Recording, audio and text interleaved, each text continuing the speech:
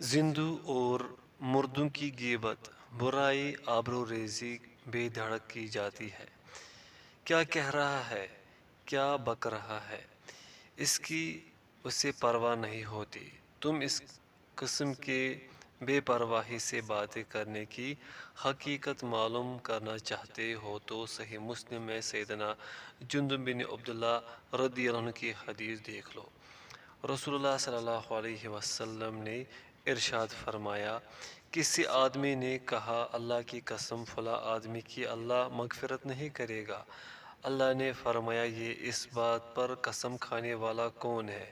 میں نے اسے بخش دیا اور تیری نیکیاں میں نے نیست و نابود کر دی۔ غور کرو، عابد زاہد پارسا آدمی ہے، عبادت و طاعت سے اپنے آپ کو مزین و آراستہ کر رکھا ہے، لیکن ایک کلمہ نے اس کے تمام اعمال جلا کر راکھ کر ڈالے۔ یہ روایت سیدنا ابو ہریرہ رضی اللہ عنہ سے بھی مروی ہے۔ اس میں یہ الفاظ زیادہ ہے، یہ ایسا کلمہ بھول گیا جس نے اس کی دنیا اور آخرت برباد کر دی۔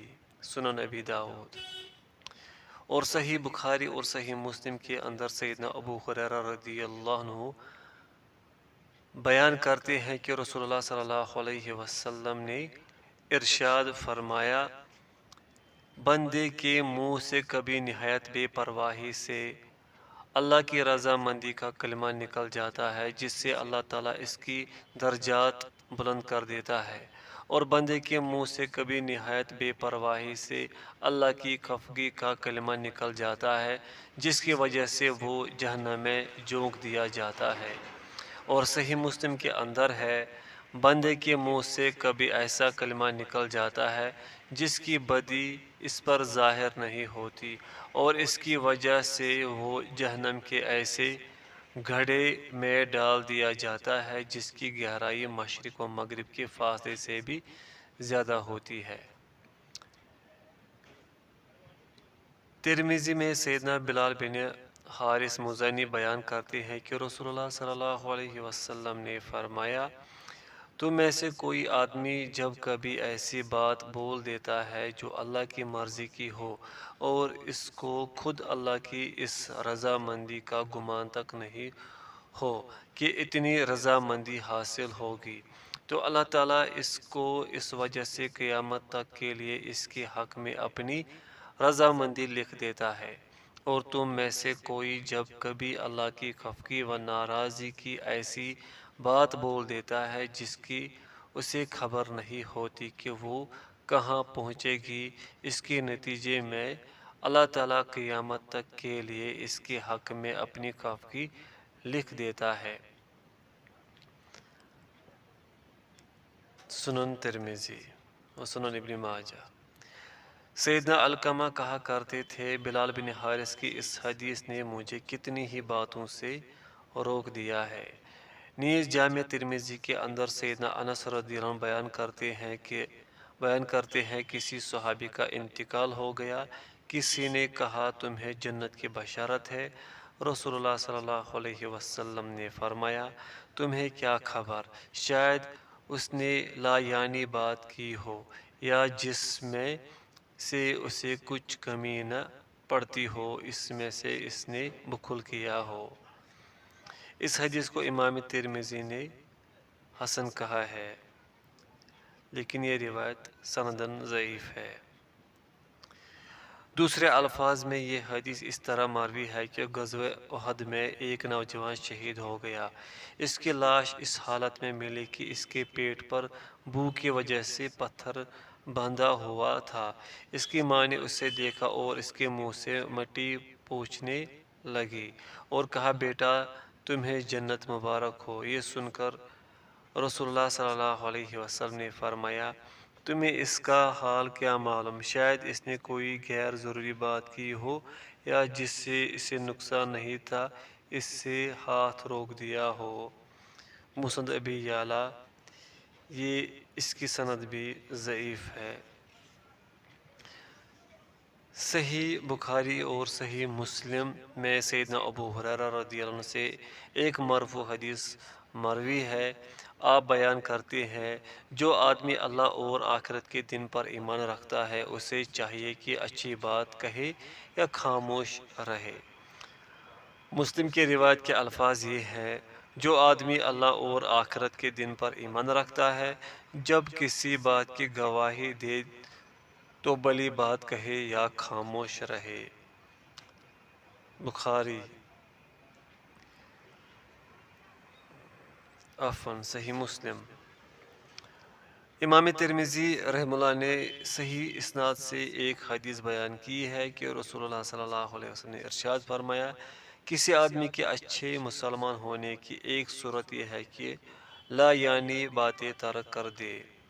سیدنا سفیان بن عبداللہ ثقفی بیان کرتے ہیں، وہ لکھتے ہیں کہ رسول اللہ صلی اللہ علیہ وسلم کی خدمت میں نے عرض کیا، یا رسول اللہ، اسلام کے بارے میں ایسی بات مجھے بتلا دیجئے کہ آپ کے بعد کسی سے میں نہ پوچھوں۔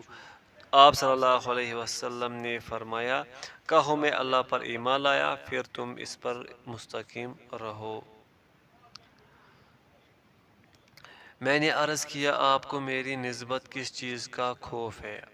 آپ نے اپنی زبان پکڑی اور فرمایا، ھذا، اس زبان کا خوف ہے۔ ترمذی وغیرہ۔ ام المؤمنین سیدہ ام حبیبہ رضی اللہ عنہا بیان کرتی ہے کہ رسول اللہ صلی اللہ علیہ وسلم نے فرمایا، آدمی کی ہر بات اس پر بوجھ ہے، سود مند نہیں ہے، سوائے اس کے کہ اچھی بات کا حکم کرے اور بری بات سے روکے اور اللہ عز و جل کا ذکر کرے۔ سنن ترمذی، لیکن اس کی سند ضعیف ہے۔ ترمذی اس حدیث کو حسن کہتے ہیں۔ ایک اور حدیث میں ہے، بندہ جب صبح کرتا ہے تو اس کے تمام اعضاء اس کی زبان سے پناہ مانگتے ہیں، کہتے ہیں، تو اللہ سے ڈر، ہمارا انجام تیرے ہاتھ میں ہے، تو سیدھی ہے تو ہم سیدھے ہیں، اور تو ٹیڑھی ہے تو ہم ٹیڑھے ہیں۔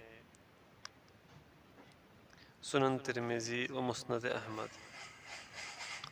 زبان اور علماء سلف۔ بہت سے بزرگان سلف کا یہ معمول تھا کہ وہ اپنی سردی گرمی کے دنوں کے کاموں کا حساب رکھا کرتے تھے کہ کتنے نیک کام ہم سے ہوئے اور کتنے برے۔ بعض اکابر اہل علم کو ان کے انتقال کے بعد خواب میں دیکھا گیا اور ان سے پوچھا گیا کہ کیا معاملہ پیش آیا۔ انہوں نے جواب دیا، صرف ایک بات کی وجہ سے میں معلق ہوں، میرے منہ سے نکل گیا کہ بارش کی ضرورت کیسی تھی۔ اس پر مجھے کہا گیا، کیا سمجھ کر تم ایسا بولے؟ میرے بندوں کی مصلحتوں کو میں خود ہی اچھی طرح سمجھتا ہوں۔ صحابہ میں سے کسی نے اپنے خادم سے کہا، دسترخوان لاؤ، کچھ اس کے ساتھ بھی کھیل کر لے۔ اس کے بعد ہی کہنے لگے، استغفر اللہ، میں بغیر نکیل اور لگام کے کبھی بات نہیں کرتا۔ آج کیا ہو گیا جو ایسا ہو گیا؟ میری زبان بے نکیل اور بے زبان ہو گئی۔ پھر کہنے لگے، انسان کے اعضاء کی حرکتوں میں سب سے بری اور ضرر رساں حرکت زبان کی حرکت ہے۔ علماء سلف و خلف کا اس بارے میں بہت اختلاف ہے کہ آیا انسان کی تمام باتیں لکھی جاتی ہیں یا صرف خیر و شر کی باتیں لکھی جاتی ہیں۔ ایک گروہ کہتا ہے تمام باتیں لکھی جاتی ہیں، دوسرا گروہ کہتا ہے صرف خیر و شر کی باتیں لکھی جاتی ہیں۔ بظاہر تو پہلا ہی قول صحیح ہے۔ بعض سلف کا کہنا ہے کہ انسان کا ہر لفظ اس پر بوجھ ہے، اس کے لیے سود مند نہیں ہے، سوائے ذکر باری تعالیٰ کے، یا جو ذکر باری تعالیٰ کے قریب ہو۔ سیدنا ابوبکر صدیق رضی اللہ عنہ اکثر اپنی زبان پکڑتے اور کہتے، اس نے مجھے بہت سی مصیبتوں میں ڈالا ہے۔ موطا امام مالک۔ یہ ظاہر ہے کہ گفتگو اور بات چیت تمہاری اسیر ہے، لیکن جب یہ منہ سے نکل جائے تو تم اس کے اسیر بن جاتے ہو، اور یہ بھی ظاہر ہے کہ آدمی کی زبان کے ساتھ ہی اللہ ہوتا ہے۔ انسان جو بھی بات زبان سے نکالتا ہے، اس کے پاس ایک نگہبان تیار رہتا ہے۔ سورہ قاف۔ زبان کی دو آفتیں۔ انسان کی زبان میں دو آفتیں لازمی ہیں اور دونوں میں سے کسی ایک سے بھی رستگاری اور گلو خلاصی ناممکن ہے، اور یہ دونوں آفتیں اپنی جگہ بہت خطرناک ہے۔ ایک بات کرنے کی آفت اور دوسری خاموشی کی آفت، اور یہ دونوں ایک دوسرے سے بری ہے۔ اگر کوئی زبان حق بات سے خاموشی اختیار کرتی ہے تو انسان کو گونگا شیطان بننا پڑتا ہے اور اللہ کا نافرمان بن جاتا ہے، ریاکار مداحن ہو جاتا ہے اور باطل بیہودہ بات کرنے والا ناطق شیطان ہے، اللہ کا نافرمان ہے۔ لیکن افسوس یہ ہے کہ اللہ کی زیادہ تر مخلوق بولنے اور خاموشی کے بارے میں سیدھی راہ سے ہٹ چکی ہے۔ صراط مستقیم سیدھی راہ یہی ہے کہ درمیانی راہ اختیار کی جائے، انسان اپنی زبان کو باطل، ناحق، ناروا بات سے روک لے اور وہی بات کرے جس سے آخرت کا فائدہ ہو، کوئی ایسی بات نہ کرے جس سے آخرت خراب ہو۔ آخرت میں نقصان پہنچانے والی بات کبھی زبان پر نہ لائی جائے، کیونکہ اللہ کے بہت سے بندے قیامت کے دن اللہ کے حضور پہاڑوں کے برابر نیکیاں لے کر حاضر ہوں گے، لیکن ان کی بے لگامی ان کی نیکیوں کے ان پہاڑوں کو منہدم کر دے گی، اور بہت سے بندے گناہوں کے پہاڑ لے کر حاضر ہوں گے، لیکن ان کی زبانیں اکثر ذکر باری تعالیٰ میں مشغول رہتی تھی، تو گناہوں کے یہ تمام پہاڑ منہدم ہو کر رہ جائیں گے۔ قدموں پر چل کر جانا اور ثواب پانا، جو قدم ثواب کا موجب نہ ہو اس سے بہتر ہے کہ بندہ بیٹھا رہے۔ خطوات یعنی قدم، چلنے پھرنے، اٹھانے اور رکھنے کی حفاظت یہ ہے کہ بندہ اسی جگہ کی طرف قدم اٹھائے جہاں اسے اندلہ ثواب کی امید ہو۔ اگر قدم اٹھانے میں ثواب نہیں دیکھتا یا مزید ثواب کی امید نہیں رکھتا تو اس کے لیے یہی بہتر ہے کہ ایک جگہ بیٹھا رہے۔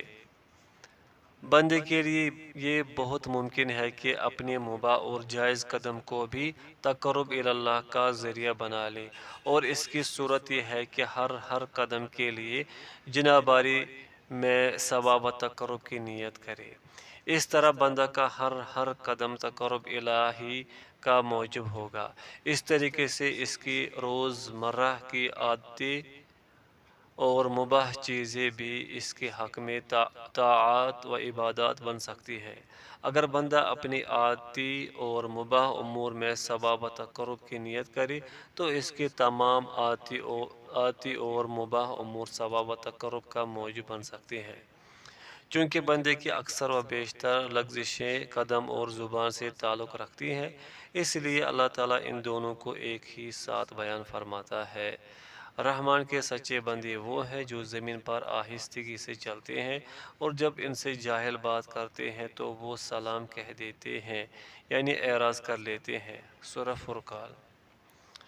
اس آیت میں نیک بندوں کی شان اور صفت یہ بیان کی گئی کہ وہ کلام و گفتگو اور خطوات قدم میں مستقیم اور راست رو ہو کر عمل کرتے ہیں۔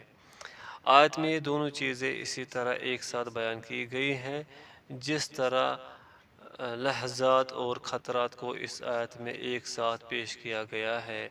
اللہ تعالیٰ خیانت کرنے والی آنکھوں کو اور سینوں کی پوشیدہ باتوں کو خوب جانتا ہے۔ سورہ غافر۔ باب نمبر 8، توبہ و استغفار کے دروازوں پر حاضری، حسن ظن، کفارۂ ذنوب اور خوف و رجا کی حقیقت۔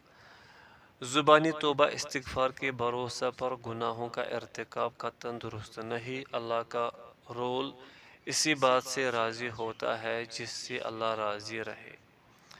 مغالطہ نفس، عملی دوم یہ ہے کہ اسباب کے بارے میں بندہ اپنے نفس کے مغالطہ اور دھوکہ سے بہت ہوشیار رہے اور اس سے بچنے کی پوری کوشش کرے کہ یہ ایک اہم معاملہ اور نازک ترین امر ہے، کیونکہ ہر بندہ اس امر کو اچھی طرح جانتا سمجھتا ہے کہ معصیت و نافرمانی، غفلت اور اللہ کو فراموش کرنا اس کے حق میں ایک خطرناک امر ہے۔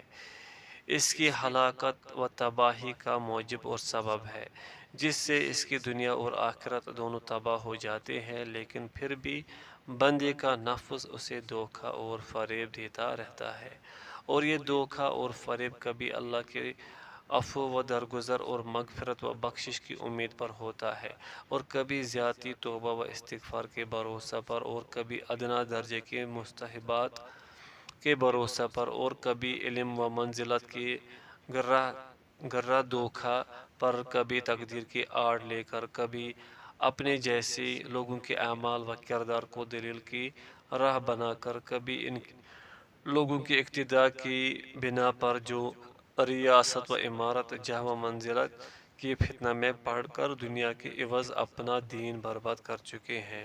اور بعض لوگ یہ خیال کرتے ہیں کہ ابھی تو جو چاہو کر لو، پھر استغفر اللہ کہہ کر معاف کرا لیں گے۔ ایک فقیہ جسے فقہ سے خاص نسبت ہے، ایک روز مجھ سے کہنے لگے، میں تو سارے کام کر گزرتا ہوں، اس کے بعد 100 مرتبہ سبحان اللہ و بحمدہ پڑھ لیا کرتا ہوں، سارے گناہ معاف ہو جاتے ہیں۔ اور استدلال میں یہ حدیث بیان کر دی، جو آدمی ایک دن میں 100 مرتبہ سبحان اللہ و بحمدہ پڑھ لیا کرے گا، اس کے سارے گناہ معاف ہو جائیں گے، اگرچہ وہ سمندر کی جھاگ کے برابر ہی کیوں نہ ہو۔ صحیح البخاری و صحیح مسلم۔ ایک مکہ کا باشندہ مجھ سے کہنے لگا، ہم سے کوئی گناہ ہو جاتا ہے تو غسل کر کے خانہ کعبہ کا طواف کر لیتے ہیں، اس سے تمام گناہ معاف ہو جاتے ہیں۔ ایک اور صاحب کہنے لگے کہ رسول اللہ صلی اللہ علیہ وسلم کی یہ صحیح حدیث ہے، بندہ گناہ کرتا ہے، اس کے بعد وہ کہتا ہے، اے پروردگار مجھ سے گناہ ہو گیا، معاف فرما۔ اللہ اس کا گناہ معاف فرما دیتا ہے، کچھ عرصہ رک کر پھر گناہ کرتا ہے، پھر بارگاہ الہی میں رجوع کرتا اور کہتا ہے، اے پروردگار مجھ سے خطا ہو گئی، تو معاف فرما دے۔ اللہ تعالیٰ فرماتا ہے، میرا یہ بندہ جانتا ہے کہ اس کا کوئی رب ہے جو گناہ کو معاف بھی کر سکتا ہے اور گرفت بھی کر سکتا ہے، اس بندے کا گناہ میں نے معاف کر دیا، اب اس کا جو جی چاہے کرے۔ صحیح البخاری و صحیح مسلم۔ یہ حدیث بیان کرنے کے بعد وہ کہنے لگا، مجھے اس میں ذرا برابر بھی شک نہیں کہ میرا ایک پروردگار ہے جو گناہوں کی مغفرت کر سکتا ہے اور گرفت بھی کر سکتا ہے۔ اس قسم کے لوگ بسا اوقات اسی قسم کی امید و رجا کے نصوص سے چمٹے رہتے ہیں، انہیں پر تکیہ کر لیتے ہیں اور دونوں ہاتھوں سے اس قسم کے نصوص کو تھام لیتے ہیں۔ اگر اس قسم کے لوگوں پر گناہوں اور گناہوں کی انہماک پر ملامت و سرزنش کی جاتی ہے تو وہ اللہ تعالیٰ کی وسعت رحمت، وسعت عفو و مغفرت اور امید و رجا کی ساری نصوص اور اس بارے میں ان کے پاس جس قدر بھی علم ہوتا ہے پیش کرنا شروع کر دیتے ہیں، اور پھر جاہل بے علم لوگ تو کچھ عجیب و غریب ہی باتیں کہا کرتے ہیں۔ چنانچہ کسی نے کہا ہے، جب تمہیں کریم و بخشش کرنے والے کی بارگاہ میں حاضری دینی ہے تو پھر جس قدر بھی ہو سکے گناہ کر لو۔ مثلاً بعض کہتے ہیں کہ گناہوں سے اجتناب کرنا اللہ تعالیٰ کی وسعت رحمت اور وسعت عفو و کرم اور وسعت مغفرت و بخشش سے بے خبری ہے۔ کوئی کہتا ہے کہ گناہوں سے باز رہنا اللہ تعالیٰ کی مغفرت و بخشش کی خلاف ورزی اور اس کی شان کریمی کی توہین ہے۔ محمد بن حزم رحمہ اللہ کہتے ہیں کہ میں نے کچھ لوگوں کو دعا میں یہ کہتے سنا ہے، اے اللہ میں عصمت و بے گناہی سے تیری پناہ چاہتا ہوں، اور پھر تمہیں بہت سے لوگ ملیں گے جو مسئلہ خیر و قدر سے اپنا تعلق و رشتہ جوڑ بیٹھتے ہیں اور صاف صاف کہتے ہیں کہ بندہ اپنے افعال و اعمال میں بالکل بے اختیار اور معاصی و گناہ کے ارتکاب میں مجبوری محض ہے، اور انہی لوگوں میں سے بعض مسئلہ ارجا کے فریب میں مبتلا ہے اور کہتے ہیں کہ ایمان صرف تصدیق قلب کا نام ہے، اعمال کو ایمان سے کوئی تعلق اور واسطہ نہیں۔ فاسق سے فاسق ترین آدمی کا ایمان اور جبرائیل و میکائیل علیہم السلام کا ایمان برابر ہے۔ انہی میں بہت سے لوگ ہیں جو فقراء، مشائخ اور صالح نیک بخت بندوں کی محبت، ان کی قبروں کی زیارت، ان کے سامنے تضرع وزاری کرنے، ان کی سفارش حاصل کرنے اور بارگاہ الہی میں ان کا وسیلہ لینے اور ان کی حقوق و حرمت کا واسطہ دے کر مانگنے کے چکر میں پڑے ہوئے ہیں۔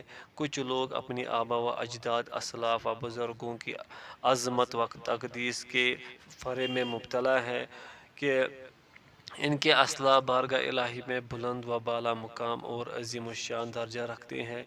یہ انہیں ہر مصیبت و بلا سے نجات دلا دیں گے، کبھی انہیں عذاب میں مبتلا نہ ہونے دیں گے، جس طرح کہ سلاطین کی بارگاہ میں ہوا کرتا ہے۔ سلاطین و ملوک اپنے خواص و مقربین کے اولاد و قرابت داروں کی جرائم، گناہ اور لغزشیں معاف کر دیا کرتے تھے۔ خواص و مقربین کے عزیزوں اور قرابت داروں میں سے جب کوئی کسی خطرناک جرم کا مرتکب ہوتا ہے تو اس کا باپ یا دادا اپنی جاہ و منزلت اور تقرب و مرتبت کے زور سے اسے چھڑا لیتا ہے۔